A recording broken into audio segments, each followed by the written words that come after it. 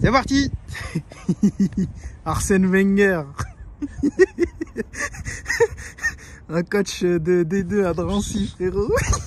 Tu m'as dit quoi? Ahmed Aziz. Elle sort du terrain. Attends, il y en a un dans les commentaires, il m'a dit quoi? Il m'a dit que j'étais un coach de U2. C'est quoi U2, frérot? U2, c'est une division dans le foot, mais il t'a dit dans U2 à Drancy, frérot. La famille, j'espère que vous allez bien. On se retrouve aujourd'hui pour la présentation tant attendue de la Golf 8R. Avant tout, je voulais quand même dédier cette vidéo à Bertrand qui aurait voulu être là. Et voilà, donc c'est pour lui que je fais cette vidéo. La famille, donc on est devant une Golf 8R. Si vous vous rappelez, j'avais fait l'essai de la Golf 8 GTI avec Riyad il y a quelques semaines maintenant. Aujourd'hui c'est la R.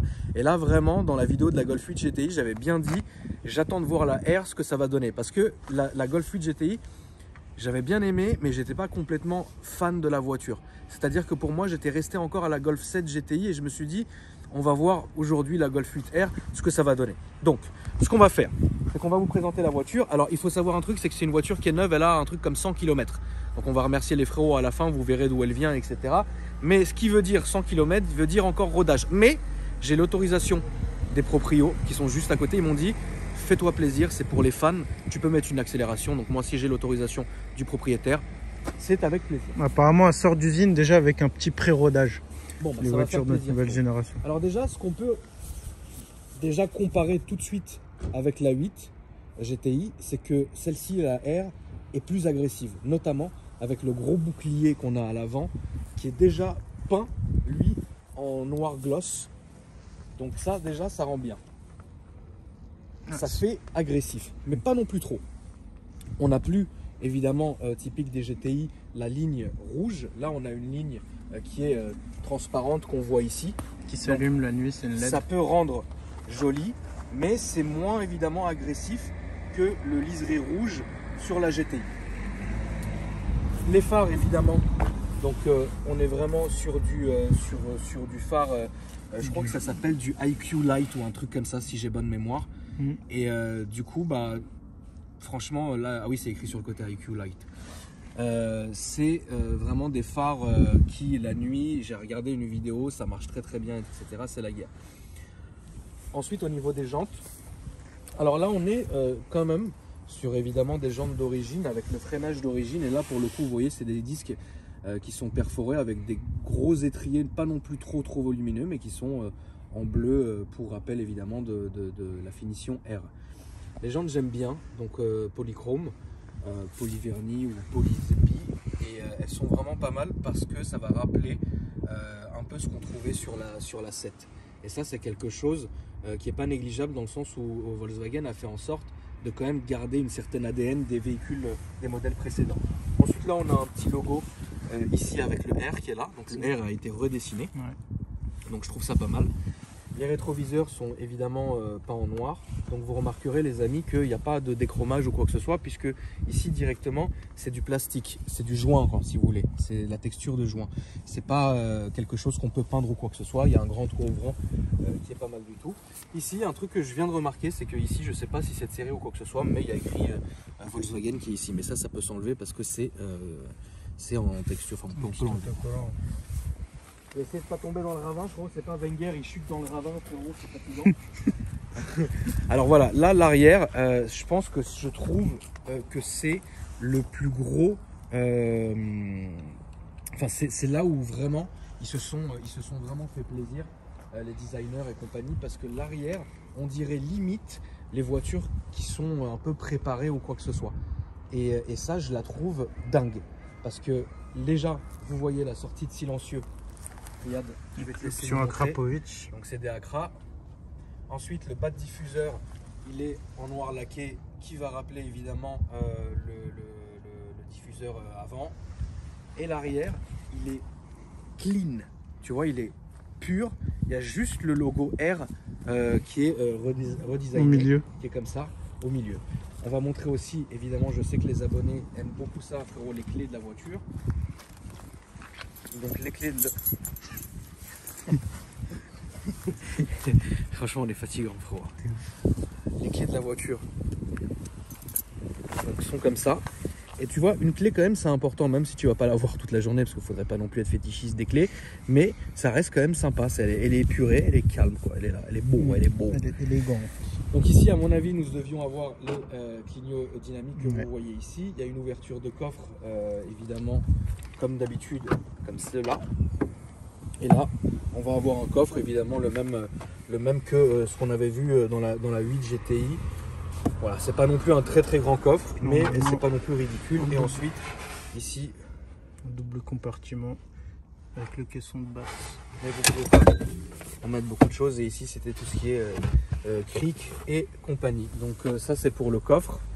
Ensuite, au niveau du béquet, ici, vous allez le voir. Moi, j'aime bien parce qu'il est en double couleur, c'est-à-dire que donc là vous avez la couleur de la carrosserie et ça se termine en noir. Il est un tout petit peu relevé, mais ça se voit presque pas à l'œil nu. Voilà, là vous le voyez et franchement je trouve ça très très sympa. Maintenant on va quand même au niveau de l'intérieur. Alors là c'est le gros point négatif malheureusement, et je suis obligé de le redire, c'est que comme la GTI, c'est fade. Voilà, c'est fade et c'est du plastique absolument partout. Il n'y a carrément même pas une baguette de rappel ou quoi que ce soit. Une petite LED. Oui, il y a une petite LED. Bah, Dieu merci pour le prix de la voiture, frérot. Là, on est dans quoi comme prix à peu près, Riri? Je sais pas du tout, faudrait que je leur demande combien sort catalogue. Je sais qu'il y en a pas mal déjà à vendre en Allemagne, mais en France, j'en ai pas encore vu. En Allemagne, ça se trouve à combien à peu près? Ça doit être dans les 50, ça, je pense. Ouais, 50, c'est quand même un billet. 50-60, si je dis pas de bêtises. Il y a quand même, par rapport à la finition GTI, j'ai pas envie de dire un effort, mais une différence qui a été fait donc avec le full cuir ici, mais après, c'est vraiment dans l'esprit. Hein. Donc ici, du cuir qui est bleu. Et après, ça se termine donc avec ces petits motifs, ce qu'on peut retrouver par exemple dans les Mégane RS, ici en motif carbone. Et après, ça s'étend jusqu'à là-bas. Et on peut voir jusqu'ici et au détail sur le tapis qu'il y a des petites nuances de bleu, etc. qui sont pas mal du tout. Ça, après, c'est au niveau de l'arrière. Maintenant, au niveau de l'avant, là, moi, et c'est le grand point positif pour moi de ces voitures-là, de la Golf 8, c'est le poste de pilotage, en fait, le cockpit si vous voulez appeler ça. C'est complètement incroyable puisque on va avoir vraiment tous ces écrans qui vont nous entourer et qui sont, si vous le voyez, plus profilés vers le conducteur que le passager. Et ça, c'est vraiment quelque chose que je trouve vachement bien abouti. Ensuite, c'est vraiment propre parce que ici, c'est pas du carbone. C'est évidemment un plastique stylé de quelque chose, mais ça se marie très bien avec l'intérieur. Le volant, j'en suis vraiment dingue. Il est petit, il a l'air tonique, il y a tout ce qu'il faut dessus. Donc ici, on peut changer tous les modes. On est vraiment donc sur une console centrale qui a été beaucoup épurée et ils ont mis beaucoup de boutons sur le volant, justement pour pallier à ça. Du coup, le siège, quand vous le regardez par ici, on voit qu'il n'est pas tout à fait noir. On voit que les côtés, eux, ici, donc, vont être noirs, mais ici, en fait, il y a tous les trous, en fait, toute la perforation sont bleus. Et donc, du coup, ça fait un siège qui est pratiquement bleu, mais c'est pas quelque chose qui va vous sauter aux yeux. C'est un petit détail comme le logo ici, qui est brodé, le logo R qui est brodé ici et que je trouve pas mal du tout. Maintenant, on va passer au moté. C'est bien les petits rappels de blanc là sur c'est ça qui les est étriers, malheureusement l'intérieur. toujours pas de vérin, hein. Ça c'est le grand problème, il n'y a toujours pas de vérin et évidemment là on est sur un bloc moteur qu'on ne voit pas puisque évidemment il est caché par le cache qui est ici. Et je le rappelle encore une fois, ici on peut appuyer, c'est pas du tout comme avant parce qu'on pouvait retrouver des caches en solide. Là c'est voilà, ça fait juste ça. Et encore une fois, moi j'ai vraiment hâte d'en voir une vraiment préparée. J'ai hâte aussi de faire l'essai qu'on va faire maintenant avec Riyad pour aller exploiter justement, voir un peu le ressenti que j'ai par rapport à la Golf GTI. Et je le rappelle, ce qui est une très bonne chose, c'est que comme ça fait pas longtemps qu'on a fait la Golf 8 GTI, je l'ai encore en main et en mémoire pour justement faire un comparo avec celle-ci. Regarde, je vais juste démarrer pour te laisser entendre le son, frérot. On l'a pas dit, mais c'est toujours un 4 cylindres de 2 litres turbo qui fait 320 chevaux. Donc qui gagne 20 chevaux par rapport à la version précédente. Sachant qu'à un moment donné, il y a eu une version 310 qui a été après enlevée. Ils sont redescendus en 300. Et là, c'est une version 320 chevaux. C'est ça, c'est ça.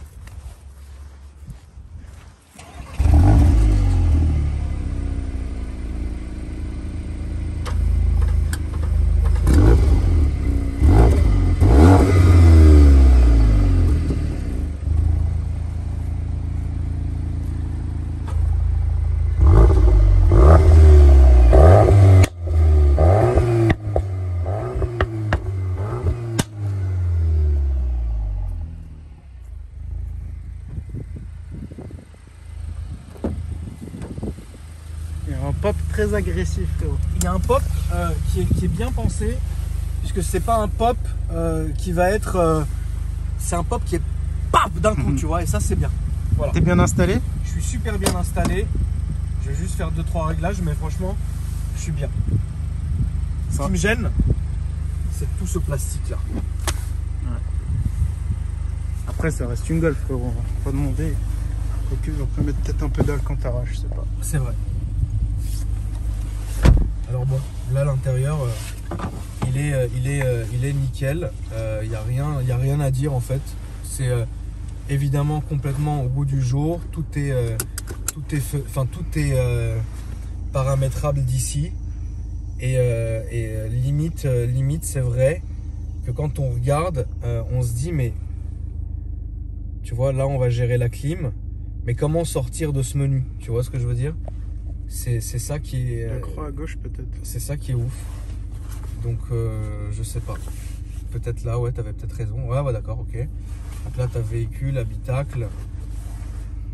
On peut tout régler évidemment, l'éclairage intérieur, donc qui est au maxi, etc. On peut aussi gérer l'audio, des bips, enfin le bruit des bips, etc.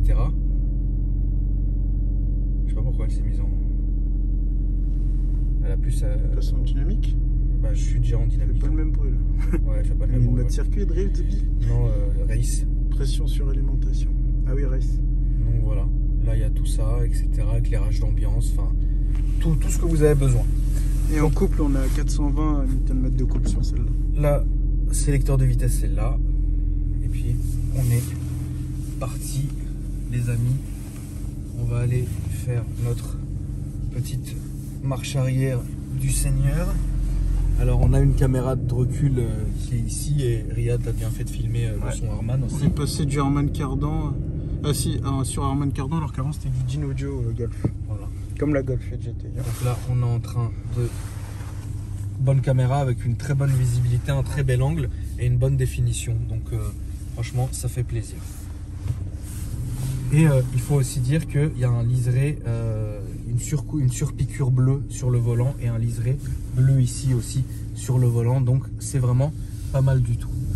Donc du coup, on est parti. Là, je suis pas en palette au volant, je suis en transmission automatique. Et évidemment, on essaiera les palettes au volant sur le retour.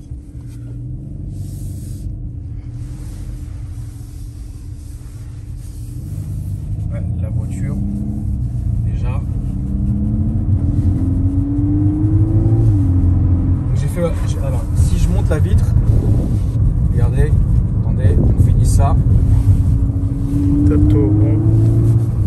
Alors, si je monte la vitre, c'est tactile. Et qu'en plus, je ferme le toit ouvrant. Bah, on entend, mais c'est vachement calfeutré et on entend plus le moteur que l'échappement.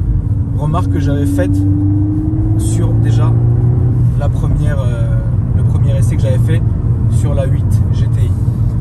Je fais un aller tranquille et un retour plus chiant. Mais il faut qu'on se donne, faut qu'on se dise aussi les choses dans les modes, différents modes. Là, je suis en mode air. Je vais quand même me mettre en confort, ok. Donc là, je suis en confort.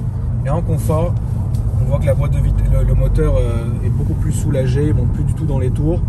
Et on est sur un châssis qui n'est pas non plus du tout bateau, mais qui suit quand même la route tranquillement, sans être bout de bois du tout.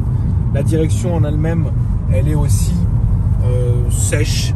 Il y a un petit retour de force qui est sympa, mais elle est pas non plus, c'est pas non plus du béton armé qui va vous faire les avant-bras, quoi. Donc là, on est vraiment dans une voiture, là maintenant, dans le confort comme ça, on est vraiment dans une voiture de tous les jours, le parfait délit, tout va très bien, c'est joli, ça fait pas de bruit, c'est calme, etc. Donc ça, c'est quand même important de le dire, parce que si vous mettez autant d'argent dans une voiture comme ça, qui on rappelle c'est un modèle 2021, c'est pour pouvoir aussi l'utiliser dans tous les cas de figure possibles. C'est pas simplement une voiture pour aller arsouiller ou quoi que ce soit. Donc du coup, je vais passer là pour faire encore un peu de chemin de ville entre guillemets, puis après on refera un retour plus agressif. Moi honnêtement là pour l'instant j'ai rien à dire, je suis bien posé, etc. Ça me fait un peu penser au ressenti de la Classe A de chez Mercedes. On a toutes ces indications ici. Le seul, ce qui est dommage, mais là vraiment genre, je force un peu, c'est qu'en fait le virtual cockpit pour moi est petit. C'est-à-dire il n'est pas étendu comme ce qu'on peut avoir chez Mercedes ou chez Audi. Il est plus petit et il est plus dans une espèce de dalle qu'on voit ici qui est noire brillante comparé à ce qu'on pourrait trouver quand des virtual cockpits étendus. Mais ça c'est la seule chose que je pourrais qui me gêne de ce que je vois. Mais sinon après franchement on s'y fait bien. Hein. La conduite, la voiture est calme. Là c'est franchement une bonne voiture pour rouler tranquille pour le moment. Après nous, comme vous connaissez la famille ici, on n'est pas non plus là pour enfiler des perles. Donc vous en faites pas, on va lui mettre un peu dedans, toujours en respectant quand même. Mais le propriétaire, je le rappelle, m'a donné l'autorisation, donc ça va faire plaisir. Moi ce que je sens, c'est que on sent, il n'y a aucun poids qu'on sent. La voiture est déjà d'une part assez légère et d'une autre part il y a cette sensation de légèreté où même au freinage d'ailleurs, on n'a pas cette sensation de traînasser un poids derrière nous, quoi. Après, il faut aussi dire que les freins sont neufs. Il y a un angle de braquage qui est un tout petit peu trop... il n'est pas assez large à mon goût, mais ça fait quand même le boulot. C'est quand même, faut pas l'oublier, une citadine pour aller à droite, à gauche, etc. Là, on achète cette voiture-là, je pense, pour se faire plaisir avec, parce que c'est quand même mythique. N'importe quel Golf qui sort, ça restera une voiture mythique, qu'importe la finition d'ailleurs. Mais je pense que celui qui achètera la Golf 8R, ça sera pour deux choses. Quelqu'un qui veut être à la pointe de ce qui se fait de mieux, et de deux, quelqu'un qui veut faire une prépa sur une voiture, sur celle-là ou quoi que ce soit, tu vois. Et aussi parce que c'est une voiture qui est mythique. Maintenant, est-ce que moi j'achèterais ça? La réponse est non, toujours non. Est-ce que j'achèterais une Golf 7R préparée? C'est possible. Est-ce que quand il va y avoir des prépas faites sur celle-là, je pourrais craquer? Peut-être. Mais là, d'origine comme ça, franchement, je préfère rouler une A45 ou une A35, tu vois. Je sais pas ce que tu en penses, Riyad, d'ailleurs. Bah, à 45 €, c'est super cher pour ce que c'est. Je sais pas mais c'est très cher à 45. Tu te rends compte du prix que c'est? C'est extrêmement cher. Une fois, on en a une et j'ai sorti la facture d'achat neuve quand elle est sortie chez Mercedes. On était à 100 000 € l'engin, quoi. Une classe A, frérot. Faut pas déconner. Faut pas déconner non plus. Après, c'est pas vraiment comparable. C'est pas comparable niveau prix, mais niveau ressenti, pour en avoir conduit une, c'est assez comparable. Maintenant, je vais passer en mode. Donc, on voit ici, je vais me mettre en race. Donc, dès que vous appuyez de toutes les manières sur le mode R, ça se met en mode race directement. Donc là, je vais passer aux palettes au volant qui sont ici. Je vais quand même entrouvrir un tout petit peu la vitre, les amis, pour que vous écoutiez ça. Et puis bon, on va essayer de se faire un petit plaisir tout en respectant évidemment la mécanique. Donc là, je suis en 2. Alors, parmi cette première accélération, ce que j'ai ressenti, c'est que la boîte est dingue. Mais un peu trop bien à mon goût, parce que vous avez aucune sensation de passage de rapport. Ça passe tellement vite, c'est tellement bien embrayé que vous sentez rien en fait. Et il n'y a pas ce petit pas au passage que je me serais dit, voilà, là on va repasser en 2. C'est toujours une DSG7, la boîte double embrayage. Voilà, c'est ça. Là j'ai repassé en 2. Je suis obligé d'accélérer un peu pour me rendre compte de ce que ça donne, parce que je peux pas vous dire que c'est quoi que ce soit si j'ai pas vraiment essayé la voiture. Et on a toujours ce bruit très mécanique qui vient de l'avant. Là je suis en 3, on va voir une petite reprise. Non. Alors franchement, la boîte est dingue, mais manque de sensation de sportivité à mon goût. Encore une fois, c'est des essais qui n'engagent que moi, mon ressenti personnel. Et il y a aussi ce problème que tu sens malheureusement aujourd'hui avec toutes les normes, que la voiture est très étouffée. Très étouffée.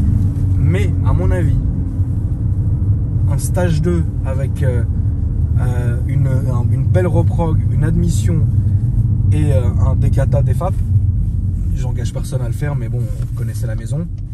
Je pense que ça pourra pallier à ce manque de... Je vais quand même me refaire une petite ligne, une ligne droite, je rappelle. Je précise aussi pour voir un peu, parce que pour l'instant, oui, ça marche, mais je ne me suis pas vraiment rendu compte de si ça marchait bien ou si c'était justement trop linéaire, malheureusement, comme ce qu'on pouvait trouver sur la 8 GTI. Donc là, je suis toujours en mode R, qui est le mode le plus agressif. Il y a aussi le mode drift. Hors de question qu'on essaye, parce qu'évidemment, encore une fois, la voiture, comme on l'a dit, est en rodage. Donc ça sert à rien de commencer à faire ce genre de choses. Mais je veux quand même me rendre compte, par exemple, de vraiment une belle accélération en partant donc de la deuxième, pour voir un peu ce que ça donne. Je vais laisser passer le motard pour pas l'embêter ou quoi que ce soit. Et puis là, on va essayer.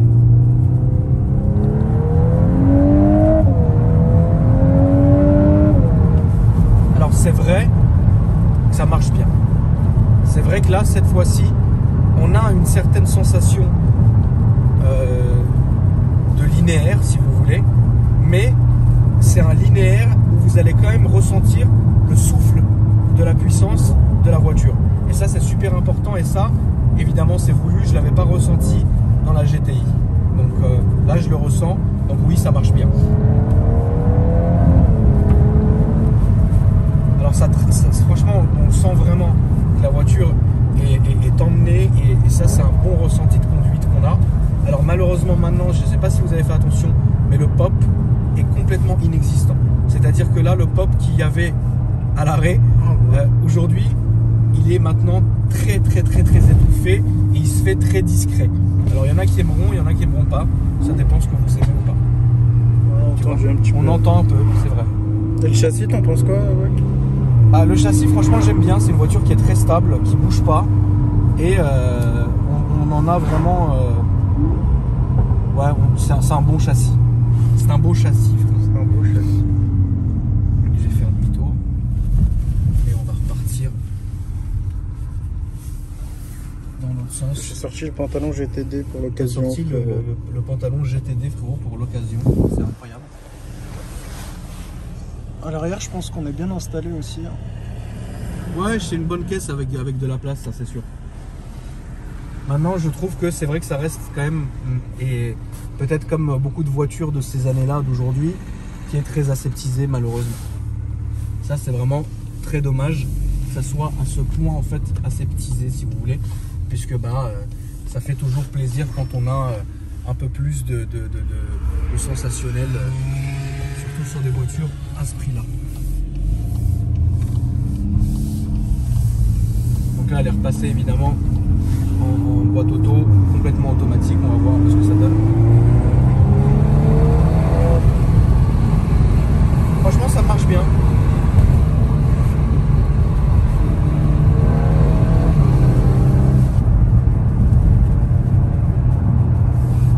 Je pense que si à l'aide d'une gestion ou quoi que ce soit, eh bien,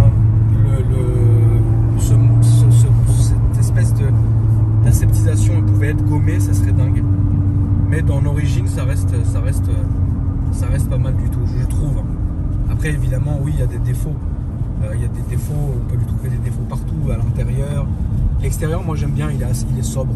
Et c'est un extérieur qui pourrait bien se prêter à la prépa, j'ai l'impression. Mais voilà, maintenant au niveau du châssis, je pense que c'est un très bon châssis. Est-ce que ça équivaut au châssis des Mégane RS? Je ne le pense pas. Maintenant, est-ce que c'est un très bon châssis à part entière? Je le pense aussi. T'as vu trop, il déterre.